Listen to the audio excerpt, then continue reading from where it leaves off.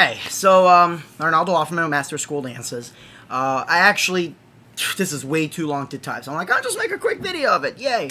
I have been having my phone flooded with freaking notifications from a couple of people that I've been going back and forth with that have been driving me nuts.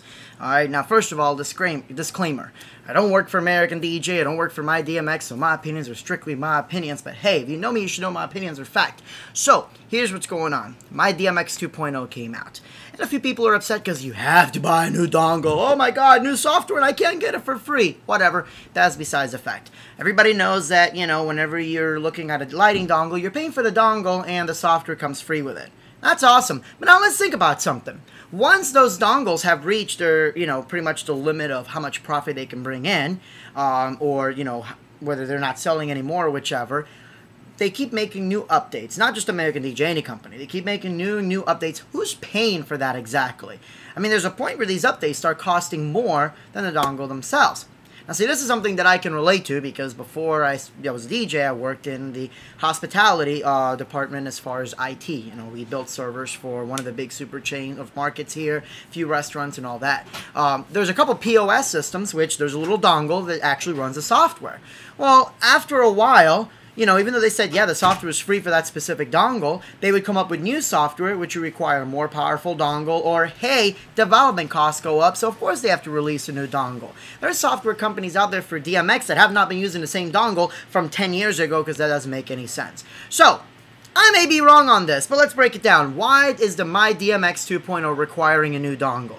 It's pretty simple. Number one, development costs. It is now out for the Mac. You can't just sit there and dump a whole bunch of code and from PC to Apple's compiler program and expect for it to work.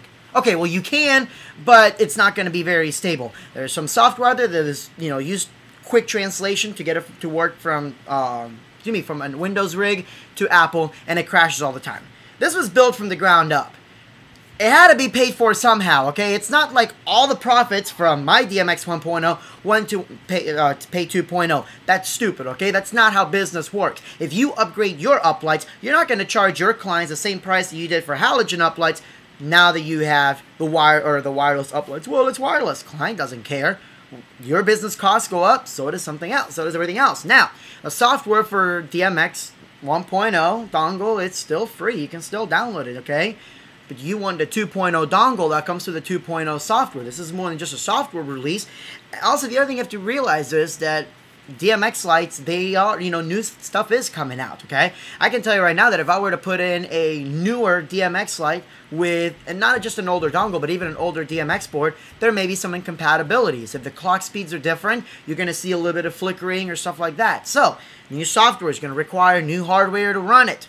New hardware is not free, folks. What, you thought that a $200 dongle was going to be future-proof? Are you kidding me? Okay, even the $500-$600 dongles, even the $2,000 $3,000 software boards or hardware boards are not future-proof. There's nothing out there that's future-proof. That's like buying, you know, a DOS box, okay? Let's go way back, right? You bought a computer from Compaq for your Windows 95 rig, okay? We're talking 100 megahertz processor, 32 megabytes of RAM. Whoa! Super fast. Oh no! Windows XP came out and I can't run it. I hate you, Windows. I mean, come on, people. Grow up. Seriously.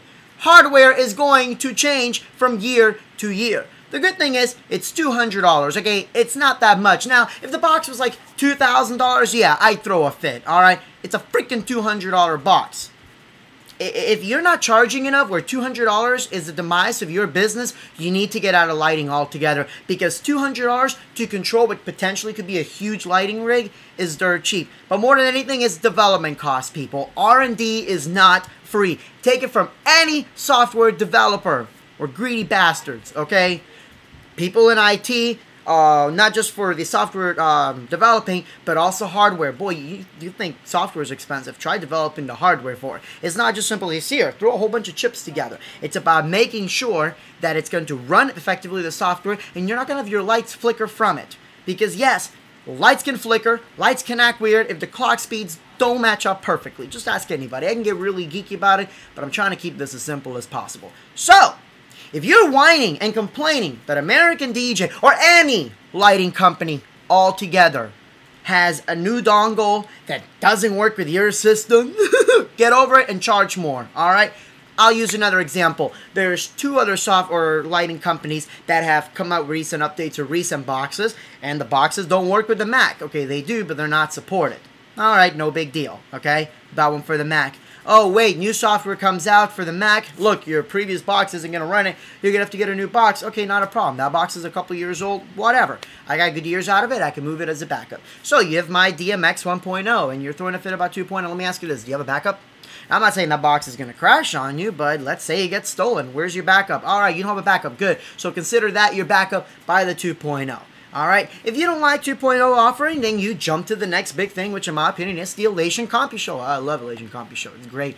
But that's besides the point. Because I know eventually the Q Basic, which I have, it's not going to be supported anymore. And you know what happens?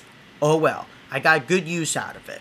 Next thing is freaking release dates. There is not one company out there that gives out an accurate release date. Not one. First of all, let's talk about the DJ industry type of things, okay? If you look at NAMM, N-A-M-M, not available until mid-May, mid-March, mid-whatever. That's the inside joke of it. But then honestly, that's all software, okay? There's a couple companies out there, not what's it called, lighting related, but just DJ related, or, you know, just in general software that say it's going to be released in this month of this date. 4 years later, they're still waiting for the same freaking update. Why? Because things change. All right, let's look at it from the OS X development perspective. As you know, Virtual DJ is gearing up for Virtual DJ 8. I am really curious if it got delayed, the entire thing. It wouldn't surprise me now that the new Retina MacBooks came out. Why? Because there's going to be a lot of people that are going to use, you know, Virtual DJ 8 with the Retina MacBook. Well, it's going to look like butt because it's going to the wrong resolution. So then they have to redo the entire skin and everything to be on the Retina MacBook. They didn't release this on the SDK until it was too late. Not just Virtual DJ. What about other programs out there? All right, there's things that spring up last minute that can do a delay. Or maybe something happens like, oh, crap, new hardware. We didn't do support for this. We got to fix it. Whatever, okay? Any company out there that says month and date, they're setting themselves up for liability, because if they're even the slightest bit behind, the same people that are, I want an accurate release date. Oh, your release date was wrong. You guys are lying to me. Nah, nah, nah. Whatever, all right? My point is, and this isn't just with DJ software, this isn't with software in general, this is just with equipment. I mean, Apple's been delayed before. How long did we wait for a white iPhone? Okay, I think it was like, what, a year and a half? And Scott Forstall's like, whoops, all right? AT&T, you know, we waited for stuff for AT&T to be released. Verizon's done the same thing. Everybody's done that, okay? They say it's going to be released this day and this time. It doesn't get released, and all hell breaks loose. So it's basically soon or very soon or sometime in the summer, fall. Apple's learned their lesson. OS X, you know, Mountain Lion. It's going to be released in July. Okay, well, we know that. And we know this because they've had this pretty much ready for a while. Their final SDK is coming out or whatever, okay? Lighting software is a little bit different, especially as new things are coming out or things come out of woodwork. They don't have a huge beta testing group like other companies. And even if the companies with a giant beta testing group, even if they don't give you, you know, even when they don't give you an actual release date, how do you expect a company with a smaller beta group, because it's a specialty software, to be able to give you an accurate release date? I'm sorry, that's just silly and that's just stupid. And if you're actually expecting for any DJ company to give you an accurate release date and then actually go down to the month, well, go play in traffic. All right, so let's break it down. 1, development costs aren't cheap, okay? If $200 is a lot for you, may I recommend you raise your rates or just get out of lighting altogether, because $200 is breaking the bank, all right? Or not even breaking the bank, excuse me. 2, hardware changes. When hardware and software demands change, you gotta buy a new box, people. Come on, we're not using old computers. Computers are getting changed out every 6 weeks because of it, okay? And then 3, please stop whining about release dates. If somebody says very soon can mean very soon. I mean, look, it'll be sometime within this year, or it'll be sometime in the next 2 or 3 days. Take it with a grain of salt, okay? If you're like, oh, I want to buy this software, then hold out. You've been doing well enough with the same current software. It's because you want to have it just now. You're like, oh, I'm just going to buy the software now. Figure something out. If you're buying software and hardware and just DJ gear in general without a business plan, we've got a problem here. And there's nothing that I can do to help you out. There's nothing anybody can do to help you out if you don't want to do a business plan. So, boo-hoo. Get over it. So that's my rant. Seriously. Knock it off. And again, these are strictly my opinions, not the opinions of American DJ, Virtual DJ, Apple, or any of the companies which I offered.